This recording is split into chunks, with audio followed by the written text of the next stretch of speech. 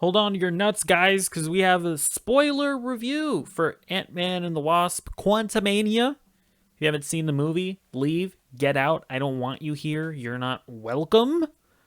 Also, I'm gonna spoil Loki season 2, the ending of Loki season 2, because I'm confused about some things. Hoping somebody might be able to clear something up for me, but yeah, spoiler alert. If you haven't seen either of those two projects, leave, get out of here, unless you don't want to watch them and for whatever reason you care to watch a spoiler review of it. I don't get that necessarily, but hey, well, stay. Give me the watch time. Also subscribe. Why don't you?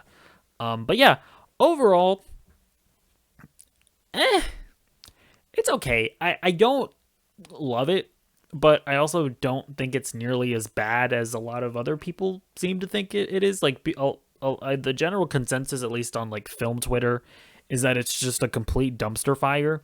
I don't quite agree with that, but here's my thing with this movie. I enjoy most of the concepts that are a part of it. You know, I like Scott and his relationship with Cassie. I really enjoyed the beginning of that. Um, I really enjoy Jonathan Majors as Kang. I think Kang he's a decent villain. I actually like MODOK. First of all, I like the big stupid face. I like that it looks like George Lopez in Shark Boy and Love Girl. I liked how stupid it looked. Um, and so I actually like that. But and also, by the way, the thing with MODOK is maybe I'm just looking too deep into it, but because they never explicitly come out and say this, but a lot of people have been trashing on MODOK, saying that he was just way too goofy and he was way too stupid. But I actually found a decent amount of sadness surrounding the MODOK character because, and I don't know anything about MODOK from the comic books, so I'm sure some people are like, oh, he's not like he was in the comic books. Blah. Like, I think, well, did he like start up AIM in the comic books or something? Like, oh, it's different from the source material. I don't care about any of that. But what I actually appreciated about MODOK was that he was this tragic character because I got it seemed like after so many years of like abuse and torture by Kang, it seems like Darren's just mind is completely broken to the point where he's barely a functioning person at this point, just as far as his mind is concerned. And like a lot of people are trashing that moment between MODOK and Cassie, where Cassie is like, or MODOK is like, "What do I do?" And Cassie's like, "Stop being a dick." And MODOK is like, I was like, but I am a dick. Like a lot of people are clowning on that interaction, but I actually don't mind it because Cassie is like a teenager that's like in the heat of the moment. That's just kind of what she comes up with.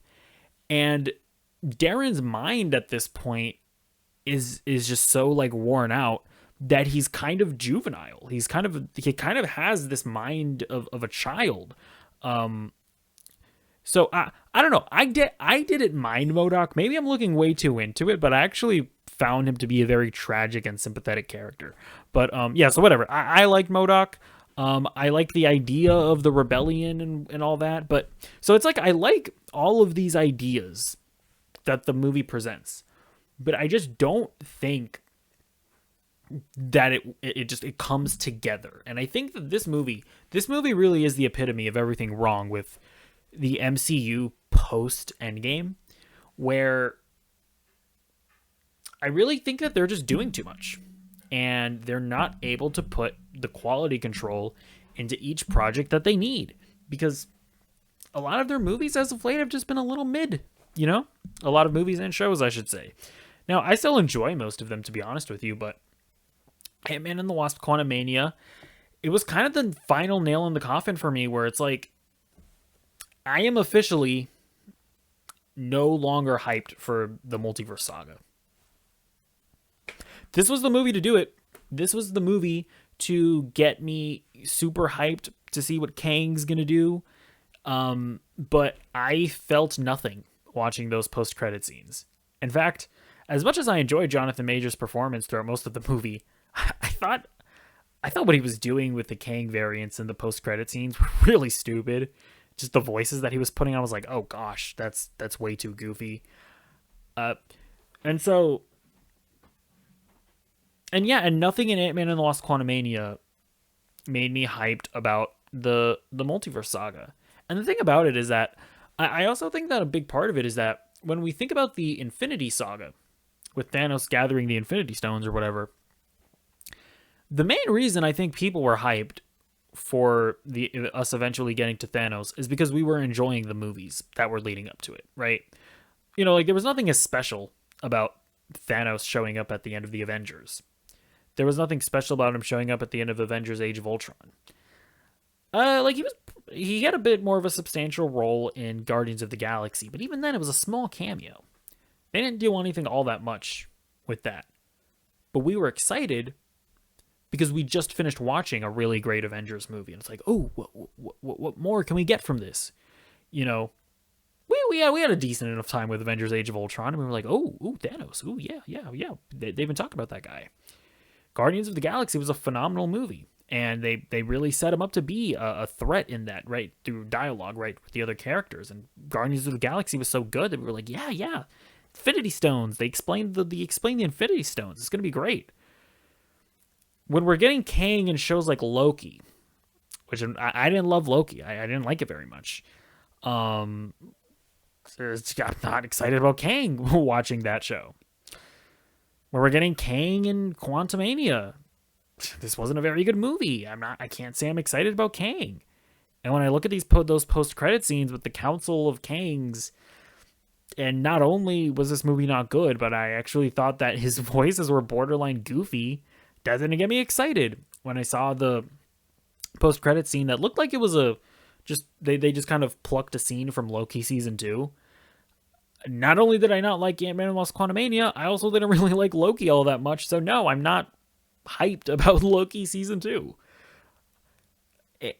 Yeah, but anyways, to get back to Ant-Man and the Wasp Quantumania, I mean, when I explained that I actually enjoyed Kang, and I did enjoy Jonathan Majors as well. Like, even though I'm not especially hyped for the Multiverse Saga, Jonathan Majors does a good job with it. I think my main problem with what they did with Kang was that I feel like they didn't make him threatening enough. Like, when you look at Thanos in Infinity War, there was always this overarching sense of dread, right? When you think of, when you're watching that movie, of like, how are they going to stop Thanos? Like, he beat up the Hulk, he killed Loki.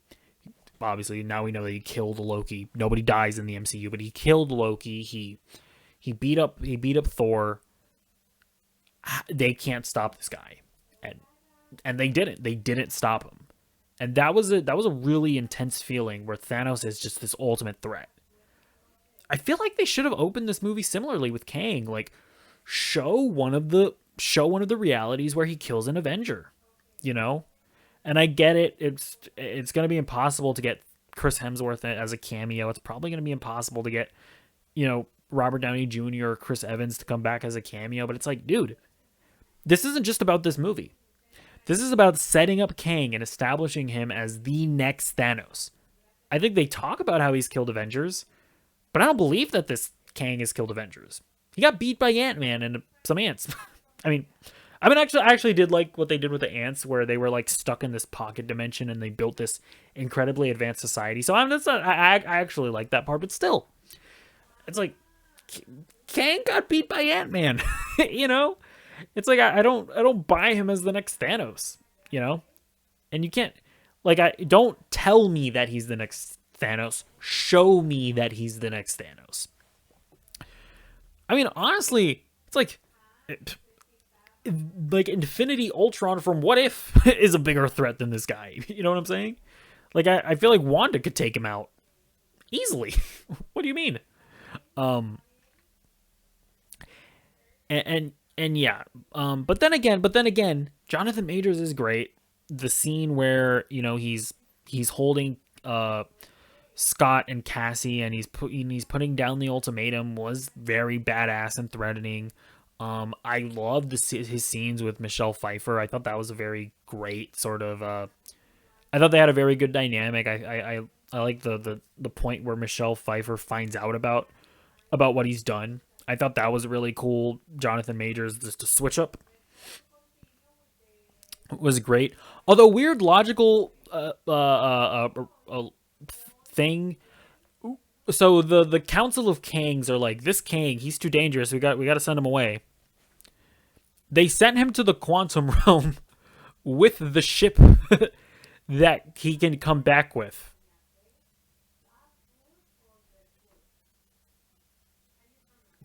What? Why would you send him with the ship that he can come back? That was weird to me. I'm like, uh, okay, that makes no real sense. But anyways, um, but still, I really enjoyed that sequence. Um, and then I think where the biggest problem with this movie is that it's like Scott Lang and, oh, actually, before I get into that, the rebellion, the freedom fighters, they barely did anything with them. Like, there was a lot of hype about that one guy, the guy that could read your mind. There was a lot of hype about that actor. They did nothing with him, you know. Um, and I'm like, they could have at least shown like a flashback, right, of Kang oppressing them. But again, they tell you that they're living under Kang's rule. They tell you that everybody's terrified of Kang, but they don't show it to you. They should have showed us Kang, abusing them and conquering them. They don't show enough to get you invested in these characters in this movie. That being said, the leader of the rebellion. Hey, listen. I thought the actress she gave a very strong performance. I was gonna say I was into it. So I feel like, so I mean to say, you don't need me to elaborate further. In fact, you're probably begging me not to elaborate further. But I'll just say, very strong performance by that actress. Very, very strong, I guess is all I'll say. Um, no. But yeah, those guys, I feel like they could have just done more to get us attached to them, because I really wasn't. But yeah, and then it's like, so Scott Lang, like, they set up this arc of like Cassie being disappointed in her dad because her dad isn't doing enough to be a superhero at this point, because he's kind of more or less retired. Which, to be fair, I feel like if you save the world, you've bought the right to be retired. But obviously Cassie is young, so she's like, Dad, you're a superhero. You need to be more of a superhero. And they kind of set up this arc to go somewhere, but it really doesn't, because pretty much throughout the entire film, Scott Lang is all of his actions are done to protect Cassie. And not that that's an invalid thing to do, but I feel like they set up the arc of Scott Lang is kind of resting on his laurels, and he's not doing enough to not just help him and his family, enough to help like the people. Scott never gets to the point where he's saving people. It's like he only really ever does things in order to protect Cassie. And because I feel like they were kind of they set it up at the beginning to where, yeah, Cassie's going to come into her own as a superhero. And this movie might end with like Scott Lang and Cassie being heroes together. That never happens. It's always a father and daughter relationship. Scott is just trying to keep Cassie safe. That never comes to fruition. And I just thought that was kind of weird. Because it's like, whenever it gets, I guess they do get to the point where they help the freedom fighters, but I'm trying to see if I remember correctly, but is it not because they're just like separated, and then Cassie goes to help the freedom fighters, so Scott has to basically go save Cassie, and in turn he just ends up in the battle. Am I wrong, or I feel like am I right about that, about how those sequence of events happen? But either way, and then it's like at the end, it seems like it's gonna end with Scott trapped in the quantum realm, with Hope. And I'm like, oh, this might actually be like, okay, this might end up doing Scott's whole character arc where he sure, he keeps Cassie safe, but he's also going to sacrifice himself and stay in the quantum realm. Maybe he's going to stay and help the freedom fighters with all their stuff. But no, he just comes back to he just comes back to Earth. And they kind of end, like, the very end of the movie is with Scott kind of worried about, like, oh, well, did I do the right thing? Are we really okay? So they are, because they the king said that if we killed him, then his conquerors, like his variants, are going to be way worse. Again, more telling and not showing, but his variants are going to be a lot worse. But no, I'm sure everything is going to be okay. So it's like they end the movie with that sort of arc not really resolved. I guess we're going to get other movies where we're going to see Scott Lang step up to beat the other kings. But this movie right here, that arc wasn't satisfying. And then I'll say I actually like the Cassie Lang character in general, because she was the most, like, heroic character, to be honest, right? Like, she was, the whole time she was just there, like, wanting to help people and stuff. I mean, that's just kind of what you want to see in a superhero. I mean, what can I say? So I actually like the Cassie character for a lot of it. They did nothing with Hope. Hope was not in this movie. It's like, did Kevin Feige just cut out all of Evangeline Lilly's lines after the whole COVID fiasco with her being, like, anti-vaccine? I'm like, I doubt they did that, but you would be forgiven if you kind of assumed that. God, poor Michael Douglas. How old is he? Because they clearly shot this entire movie on the volume stage. This guy had absolutely no idea. He always just looked like he had absolutely no idea where he was or what he was doing. Poor Michael Douglas. Like, obviously, for an actor as old as he is, and for, like, him, I'm assuming wanting to deal with, like, tangible sets and stuff, this movie must have been hell for him. I feel so bad for him. I mean, obviously he got paid millions of dollars, so I don't actually feel bad for him, but you know what I mean. But actually, shout out to Michelle Pfeiffer. She had a lot to do, because kind of the way that I've been sort of justifying Hope not being as present in this movie is because technically Janet Van Dyne is the original Wasp, so the Ant-Man and the Wasp title kind of still fits if Scott is Ant-Man and Janet is the Wasp. I don't know, but yeah, the biggest I think the biggest issue with this movie is that the Ant family they're not as present, or they don't do much with them. But okay, here's the big thing that confuses me, and this is sort of branching out into the broader MCU.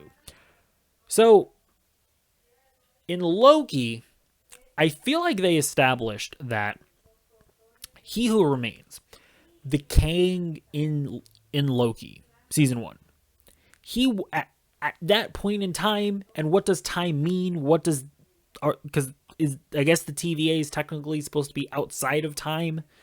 Whatever, that point in the multiverse, he was the only Kang. I feel like they established that he was the only Kang, and it was because Sylvie killed that Kang that all of the branches of the multiverse opened, right?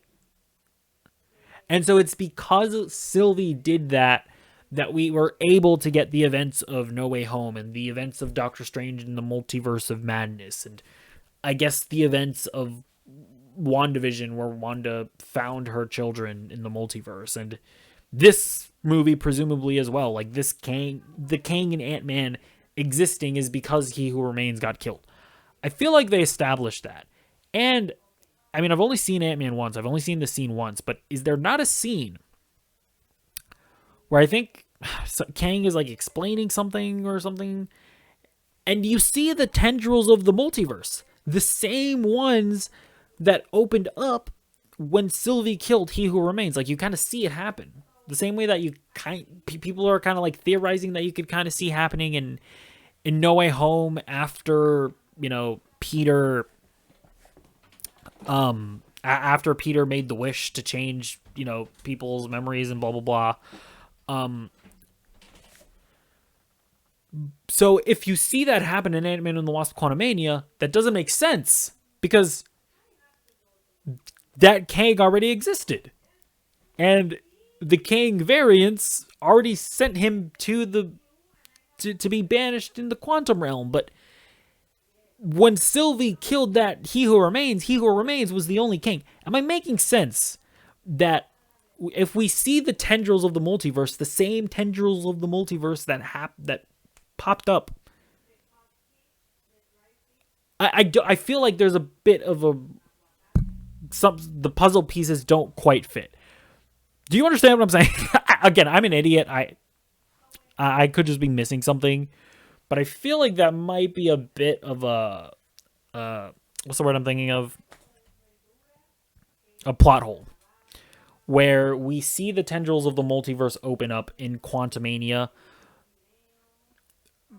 but the Kangs already existed before we saw the tendrils open up.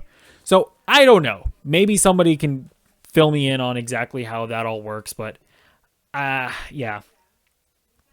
But yeah, I guess that's all I really have to say about Ant-Man and the Wasp: Quantumania. This movie, I really feel like it needed to be better.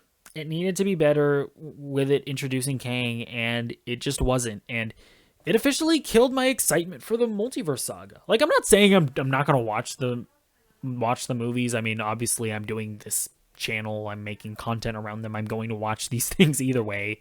But even still, like I've been watching these movies since I was 8 years old.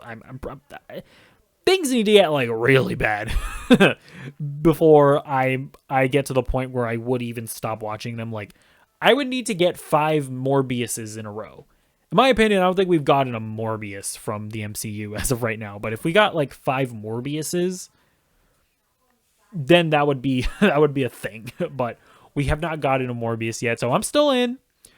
But I'm not counting down the days till MCU projects come out. Like, it's like yeah, okay, I will say I am very hyped for Guardians 3, sure. But it's like, yeah, I'm gonna watch the Marvels. I'm not losing my mind with excitement over the Marvels. Yeah, I'm gonna watch Secret Invasion. I'm not losing my mind with excitement over Secret Invasion. I'll watch Loki season 2. I'm not anticipating Loki season 2. As much as I love Charlie Cox's Daredevil, the Disney Plus MCU outings don't give me faith in that show.